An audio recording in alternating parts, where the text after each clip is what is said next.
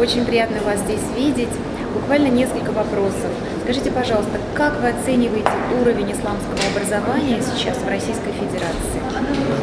На самом деле уровень исламского образования сегодня, однозначно сказать, что очень высоко и очень низко тоже нельзя, но мы судим об уровне исламского образования, насколько наши выпускники поступают в другие учебные заведения, в первую очередь за рубежом. Сегодня наш бакалавриат уже принимает практически во многих странах. Вот мы давно работаем с Турцией, мы работаем с Марокко. Вот в этом году наши выпускники, в частности, это Российский исламский институт, сдали довольно успешные экзамены, естественно, на арабском языке в Объединенные Арабские Эмираты. То есть, во-первых, наш уровень бакалавриата программа принята, и наши выпускники тоже, в общем-то, соответствуют определенным международным требованиям. Это уже неплохо. Это говорит уже о определенном уровне. Отлично. Дело в том, что я была на одном из заседаний в Общественной палате Российской Федерации, где как раз обсуждался вопрос российского исламского образования, и там говорили о том, что у нас острая нехватка именно российских кадров, да, в исламском образовании. Очень много арабов преподает, да, людей из-за рубежа.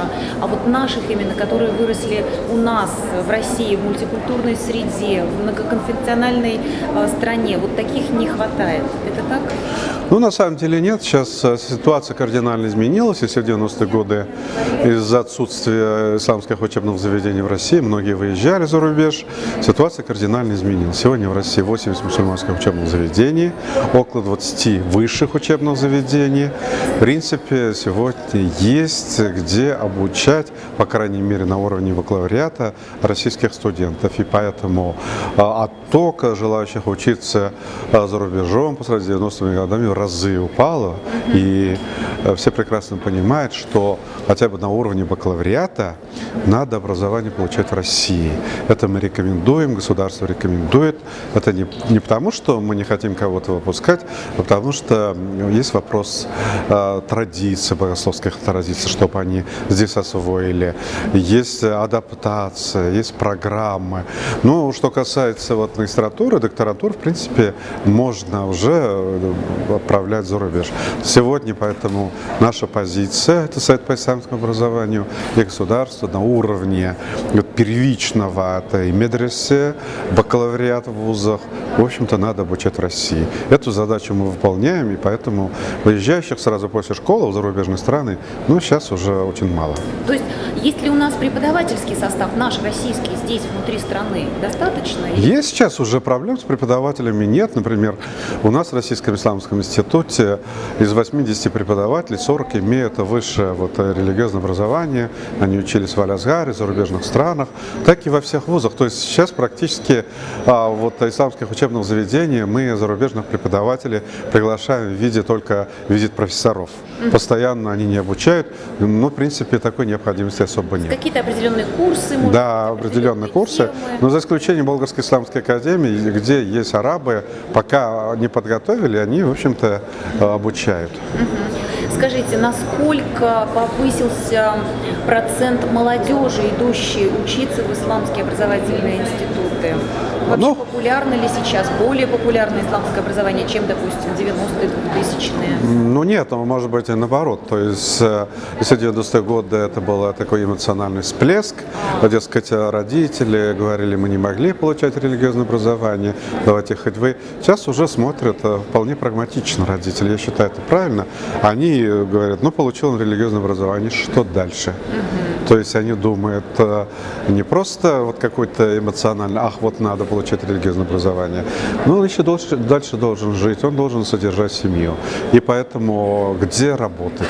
Вот с этой точки зрения, конечно, не могу сказать, что отток, уже выросло, но, может быть, меньше стало, но зато мотивация уже.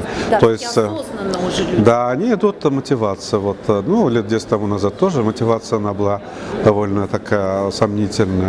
Скрываться от армии, а в другие вузы их не приняли, ЕГЭ низкие. Сейчас уже, в общем-то, нет, целенаправленно идут. В общем-то, есть у нас выпускники, которые, отлично окончили школу. Вот с этой точки зрения, в общем-то, ситуация меняется. То есть мы входим в нормальное русло подготовки профессионалов. То есть, хотя Но Кавказ, может быть, отличается, у них, может быть, больше, в Центральной России меньше.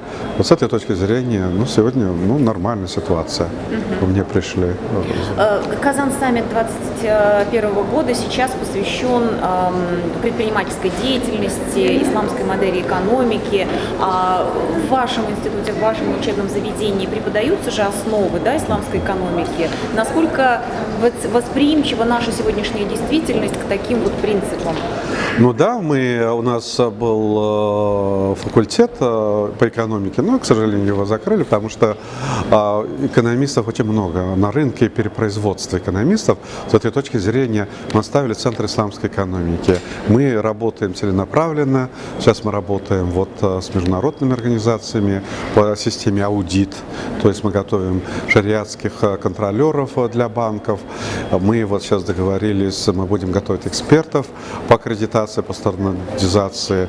То есть сегодня надо работать целенаправленно, где есть потребность в кадрах. Просто, давайте мы будем выпускать исламских экономистов, которые будут ходить на улице, это тоже неправильно.